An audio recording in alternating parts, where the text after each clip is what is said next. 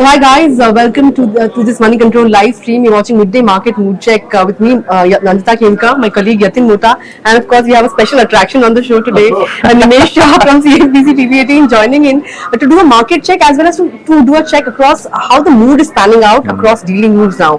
Yesterday, of course, we saw a big sell-off that left a lot of retail investors scratching their heads as to what happened that the Nifty took such a U-turn and we managed to end the day lower by about 200 to 300 points or thereabouts. But today, after a wobbly start, we've managed to recover from the day's low and we are now above that 21,200 mark. But of course, let me bring on board Nimesh and talk to him about how the mood is really panning out in dealing moves. Nimesh, after yesterday's sudden sell-off, has the sentiment really started going into the holiday season? Do you think there's a lot of caution building in now at highs? See, there was a caution from some segment of the investors, right? I mean, they've been cautioned for the last 6 months, and the markets have been outperforming and going up and up. What happened yesterday was, I think, a bit of a reality check for a lot of investors. You know, this is a market where every day people were coming and making 10%, and it was becoming so obvious and so easy. So there one that jolt was required. I think that came yesterday. If you look at the data properly, what happened yesterday, largely it was unwinding in the futures market, and that too from the retail investors and HNI investors. If you look at the data, the FIs have added long positions. They've cut shorts and they've added long. The unwinding has largely happened from the retail and HNI investors, and that was like a reaction which was needed for a very long time. It was a wake-up call that, hey guys, this is a market which can come down as well. It cannot be only one way up, and that is on the upside. So I guess a reality check for a lot of people, a lot of investors. But if you ask me whether this is like a start of a bear market, the answer is no. See, this market is all about liquidity, right? This market is driven only by liquidity, and that's something which is not going to end very soon. So all said and done, this kind of knee-jerk reactions will keep coming, but looks like the sentiment is not soared, so to speak. Okay, there is still a lot of, and again, you know, why sentiment is not soared? Also because what happened yesterday was only a bit of a loss in your profits. Yeah. That sentiment will turn negative only when you start hitting your capital, when you start losing your capital. That is not yet come. So I guess this momentum, I mean, you'll see a sharp pullback as well. Yeah. If things settle down, you'll see a sharp, and we are already seeing. Yeah. We are 0.5% higher for both the indices. In fact, I think Nimesh, the momentum really again continues for these defense PSUs, the banking PSUs, because yesterday I saw 10% cracks coming in for mid-cap PSU names, and I think today with volumes, I think there is good price volume action. I think a lot of investors who were probably looking to deploy money are now finding some, correction reasonable. And I think systematically they are deploying money once again. It's a good point, Yatin, that you pointed out about the PSUs. You know, I learned this from Ramesh Damani, and he's been very vocal as well that this current bull market is led by the PSUs. Till the time the PSUs don't give up, and they don't crack 40-50% and they give up the leadership, looks like the bull market is going to continue. Correct. And again, you'll see the sharp pullbacks will only come in the PSUs. So this rally was led by PSUs, and it looks like after the correction will be again led by PSUs only. Nimesh, are there any controls as well? We are seeing cases rising and diagnostic stocks are reacting to it, right? You've seen Vijay Diagnostic yesterday, and today Thyrocare, Metropolis, all of them are up 5 to 7%. Do you think that fear factor is driving these diagnostic stocks? There can be a short-term trade for traders and all, right? But again, see, like when COVID hit in 2020, it was an unknown. Nobody knew it, right? And so markets reacted very, very sharply. Now COVID is known to each and every person in this country. Even the smallest of the kids would know what is COVID is and what it could be. See, typically it's a phenomenon which happens in the winter season. Okay, so December typically we'll see even in Singapore it's happening, even in India it's happening. I think markets may be overreacting on the overall markets on the downside and to diagnostic stocks on the upside. So needs to be a little careful because this is a temporary phenomenon. It may just fizzle out also very soon.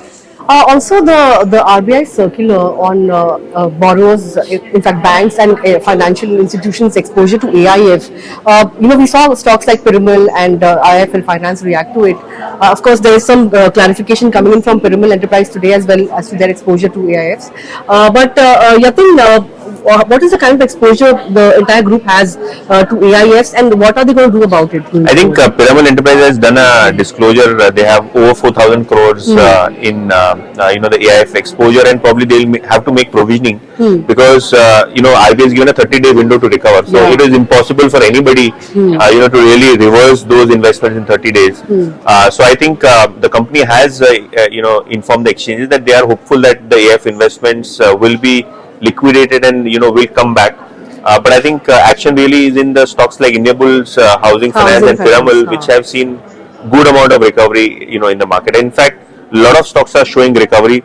You look at Bank of India, you look at defense stocks like Kochi Shipyard, which fell yesterday and are recovering. Hindustan Copper, that stock is gaining 7% in trade. A whole host of these stocks which were battered down yesterday, and there were concerns that a lot of money has been made in the short term. Again, are showing the recovery. In fact, DOMS, that IPO was 6-7% down in the morning and is managed to recover. So a lot of recovery in the marketplace. But yes, few stocks like IIFL, Indian Bank post the QIP, wherein there is some paper supply coming in.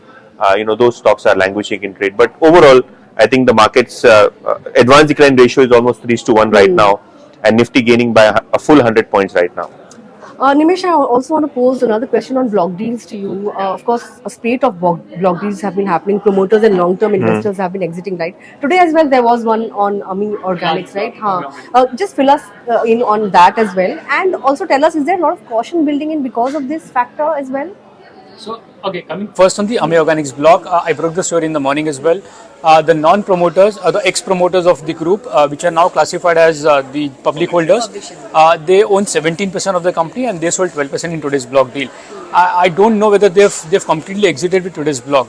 If they've sold earlier as well, then it could be a clean out trade. But that's on the sell side that those guys have sold. And in terms of buyers, some domestic mutual funds, couple of AIFs, and a wealth management firm was a buyer in today's block deal. So again, the institutional data will show up today for the DIs and FIs, largely because the seller was a non-institution. That same thing happened yesterday as well. Everybody got excited yesterday that we saw a DI number of 4,000 crores. But here, so no, I mean, look at all 5 blocks of yesterday. All were non-institutional sellers, right? All either they were promoters or something like an embassy where the FDI was a seller. And all got reflected on the buy side with DIs and FIs. So the DI number looked very large, but if you exclude the block deal data, then technically both FIs and DIs sold in yesterday's market. That was one discrepancy so, that I think. Yes. So just adding on to that ME block, I think ME Organics, the existing promoters also have likely bought, and Ambit was a broker according to our sources. But it's an interesting piece that the current promoter is buying, the former promoter is selling, and a whole host of institutions are ready to buy without a term sheet. I think that is the interesting part, that a 500 crore block gets sold in the market in 30 seconds. So just to add to what Yatin is saying, for block deals, you spoke about there are so many blocks happening. See, this is all a phenomenon of liquidity. There is so much of domestic liquidity in the market that you just put a deal on the table and it gets lashed up, right? So that's the power of liquidity. So if we can't fight against the liquidity, and this is the liquidity-driven market and domestic liquidity-driven market. So the only thing I would suggest for this market to crack, there has to be something which can dramatically put a brake on the domestic liquidity. Because see, again, this year was all about domestic flows, right? The FIs were net sellers and still the markets are up. The Nifty is up 15-16%, mid-cap is up 30-odd%. So for what we need to track is, what if there is some regulatory challenges which curbs the domestic liquidity? That would be the trigger to watch out for, and that is when one needs to be careful. Otherwise, this is a liquidity in traveling, so you can't just time it as to when this will end. So lastly, I mean, of course, we were talking about levels 21,500, 22,000.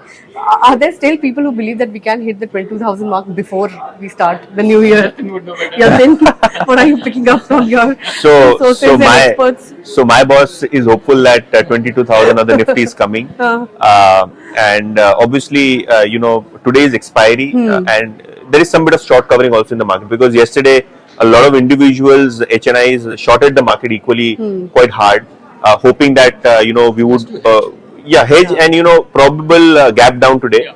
But today's gap down immediately got bought into, and you can see the strength of the market. In the opening comments, Nimesh said that this is a bull market. There is no question about it, and I would concur to his view that this is a bull market, and corrections are part of it. and people also need to realize that markets can't go one-sided on the higher side. It can't be a one-way street, of course. It can't be a one-way street, and there can't be a easy money in the market which could get you 10% every day.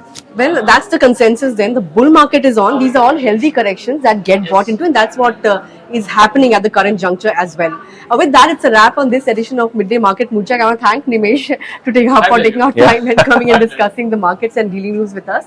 But of course, it's a goodbye from me and Yatin as well. You guys stay tuned to Money Control for all your other news and updates.